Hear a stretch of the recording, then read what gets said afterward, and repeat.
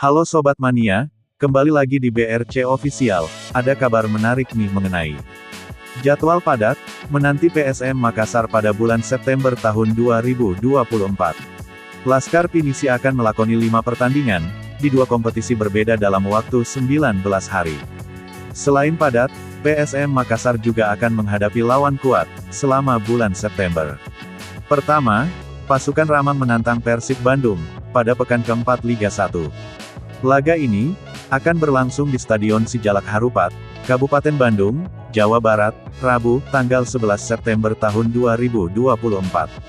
4 hari berselang, PSM Makassar akan melayani Arema FC, pada pekan kelima di Stadion Kapten Iwayan Dipta, Gianyar, Bali, Minggu, tanggal 15 September tahun 2024. Pada pekan ke-6, pasukan Ramang menjamu PSIS Semarang, di Stadion Batakan, Balikpapan, Kalimantan Timur, Jumat tanggal 20 September tahun 2024 pukul 20 WITA.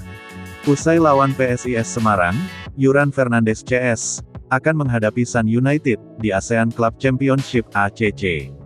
Pertandingan PSM Makassar versus Sun United, digelar di Stadion Batakan, Balikpapan, Kalimantan Timur, Rabu, tanggal 25 September tahun 2024. Laga penutup di September, klub kebanggaan masyarakat Sulawesi Selatan, Sulsel ini, menantang Persija Jakarta pada pekan ke-7. Big match ini, hanya berselang 4 hari, dari laga lawan Sun United. PSM Makassar, uji kekuatan Persija di Stadion Jakarta International Stadium, Jakarta, Senin, tanggal 29 September tahun 2024.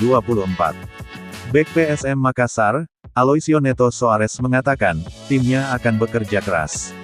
Soares pun meminta, supporter bisa memberikan dukungan langsung di stadion. Kehadiran supporter, membuat pemain punya motivasi lebih di pertandingan. Kita butuh dukungan supporter di stadion nanti.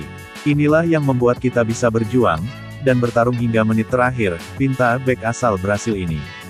Bulan depan adalah bulan yang sulit bagi kita. Jarak antar pertandingan 3-4 hari. Jadi kita harus kerja keras di pertandingan ini, katanya, saat konferensi pers, usai laga PSM Makassar versus Dewa United, Senin, tanggal 26 Agustus tahun 2024. Nah itu dia sobat untuk update kabar hari ini. Bagaimana pendapat kalian sobat? Tulis pendapat kalian di kolom komentar ya sobat, dan jangan lupa like, komen dan subscribe.